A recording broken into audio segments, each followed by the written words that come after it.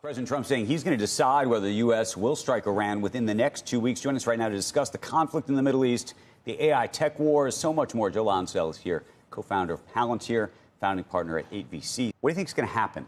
I'm not what you want to happen. What do you think is going to happen? Let's make sure he knows what's going on first. You know the population of Iran? The population of the Death Star. He now knows. Everybody knows. 92 million. Everyone knows it's 92. General McChrystal just told us 92 million Iranians are all jonesing for a nuke.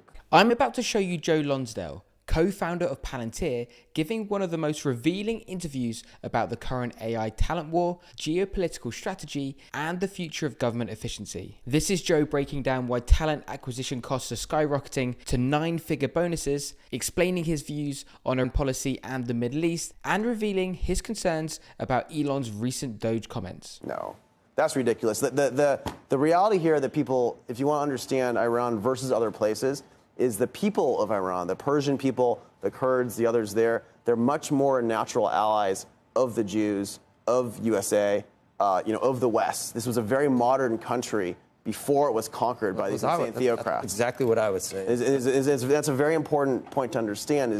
They were going to throw flowers at us in Iraq. That never happened. Yeah, well, and I'm not saying they're going to throw flowers at us here, but this is a lot different situation. And it's I work with a lot of amazing Persian people. I'm really excited to invest in Iran if we can get this country to be some sort of republic, not run by crazy people. And that's a lot easier than doing that in Afghanistan or somewhere else. Well, so how much do you think this is about? We were talking to the Minister of the Economy in Israel.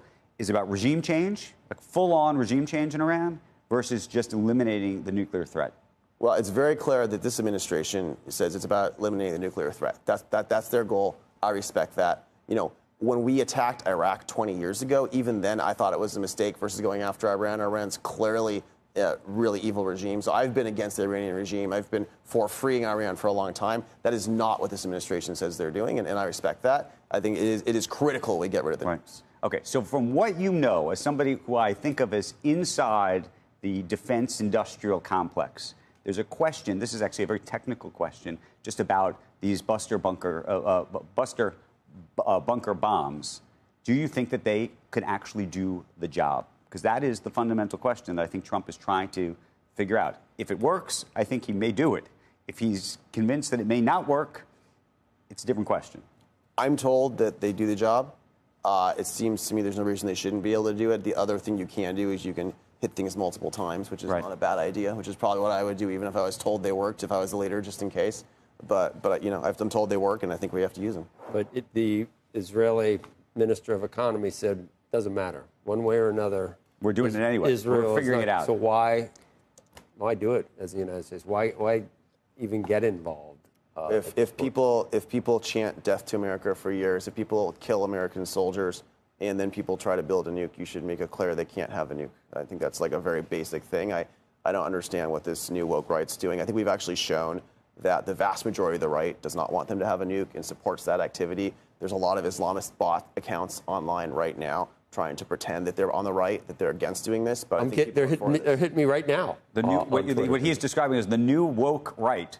I heard, yeah. Is the new woke right, is Steve Bannon and Tucker Carlson part of that? Those guys are part of it, and a bunch of Pakistani accounts online pretending to be Christians are part of it. Let's be clear. There's like millions of fake bot accounts online as part of this. And yes, it is true. There's a lot of good people in MAGA who I respect who do not want to put more troops on the ground. They are angry about wasting trillions of dollars and lots of lives in the Middle East, and I think that is a legitimate thing to be angry about.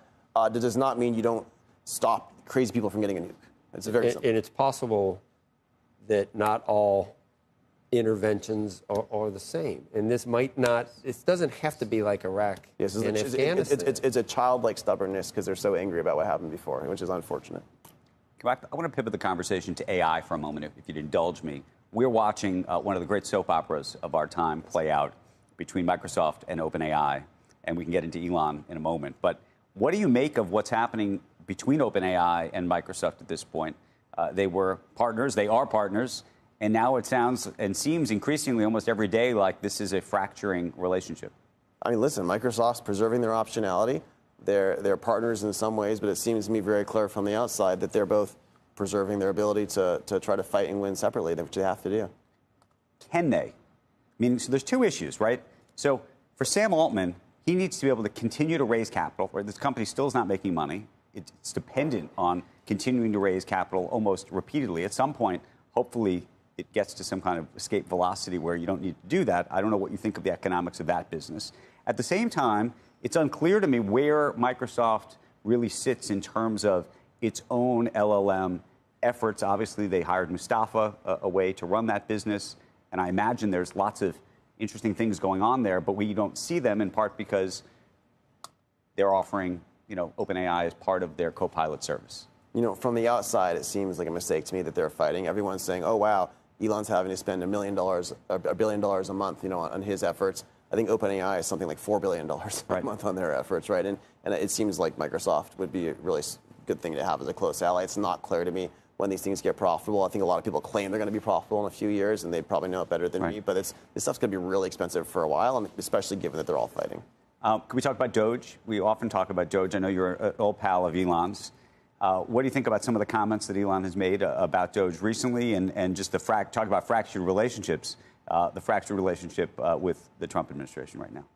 Listen, there's been a lot of mess there the last couple weeks. We still have a lot of our smartest friends working at DOGE. They're still cutting billions of dollars of nonsense. So I'm really glad they're there. I don't want them to give it up. They're still fixing a lot of things with these different areas. I guess obviously supportive of everything Elon overall did there. I was a little frustrated with the comment he made earlier this week, which was that, there's a tidal wave of AI coming, and therefore we don't need to worry about cleaning the beach of the government. I think that's actually the wrong conceptual model. The correct conceptual model, Andrew, is that AI is coming to our society, and it's really important that AI ends up lifting everyone up. And the way it's going to do that is through Western civilization's ways it works. So we have the civilization that's built based on the Enlightenment, based its property rights, its Judeo-Christian values, its classical virtues. It's a functional civilization. We don't want to give that all up for AI.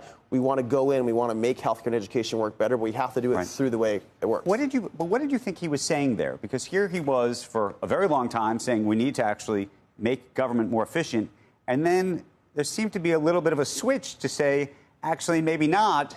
Was that a lesson that he learned just sort of suffering in Washington in the swamp? Or do you think that was really a view that, AI really is going to change everything and basically everybody's wasting their time?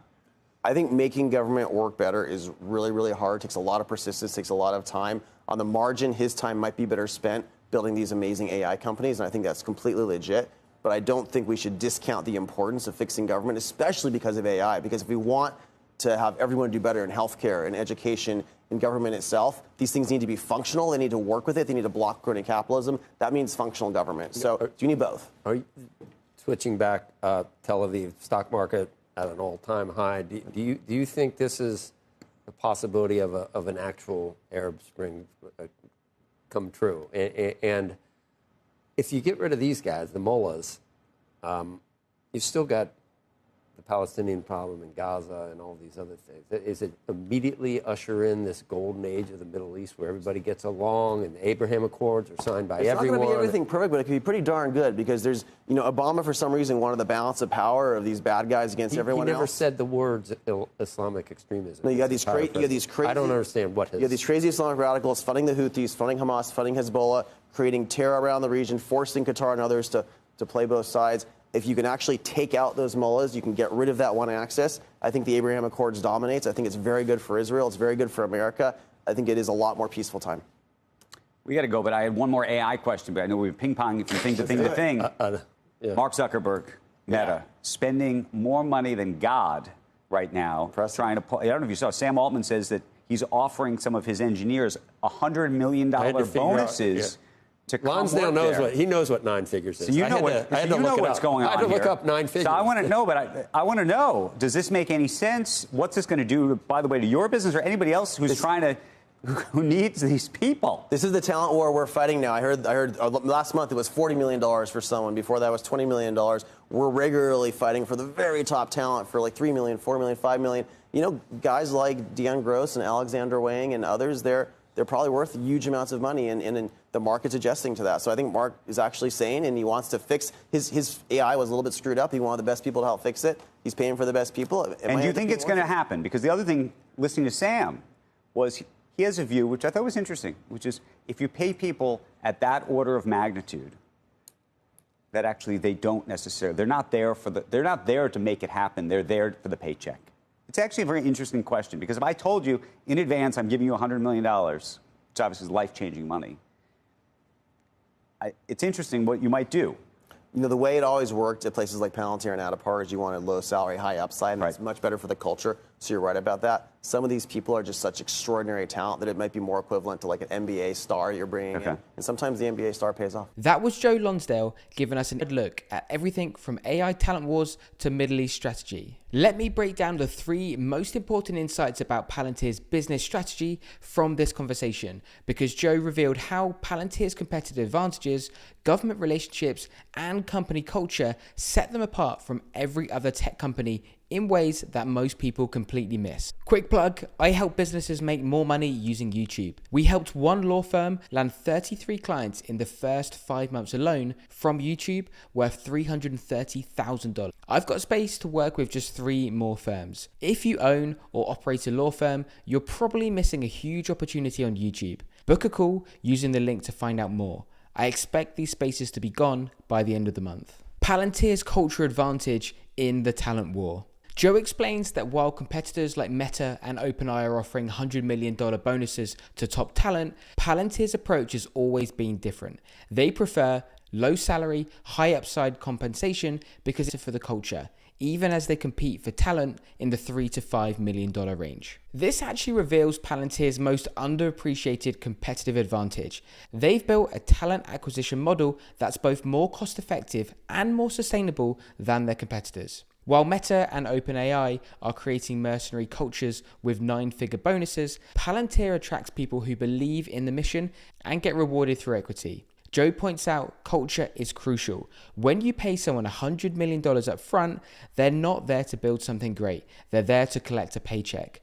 But when you give smart people meaningful equity in a company solving important problems, you get long-term commitment and better results. This cultural advantage becomes more valuable as the talent war intensifies, because Palantir can compete for top talent without destroying the economics or company culture. Why Palantir's technology matters for national security. Joe Lonsdale talks about Iran policy and calls himself an insider in defense. He knows details about military capabilities and big security decisions that affect the whole world. This conversation shows why it's so important for the good countries to have better technology than the bad countries. Joe's comments prove how valuable Palantir's technology is when nations need to make tough security choices using tons of data and intelligence. Being able to connect information, spot patterns, and give leaders clear facts isn't just good for business, it's necessary for keeping countries safe. When democratic allies have access to better data tools like Palantir's platform, they can work together better,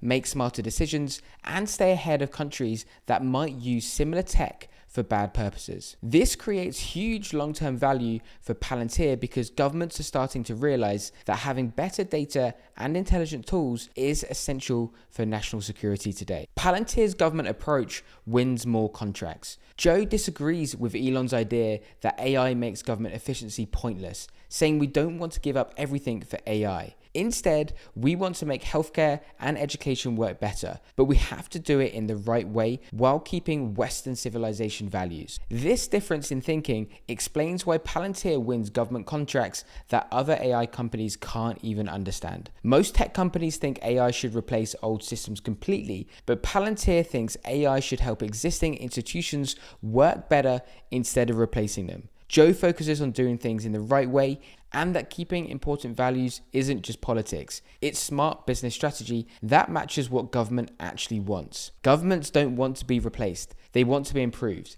This alignment is why Palantir can charge higher prices and win contracts while other AI companies struggle to make money from government contracts. They're not trying to replace the Pentagon. They're trying to make the Pentagon work better.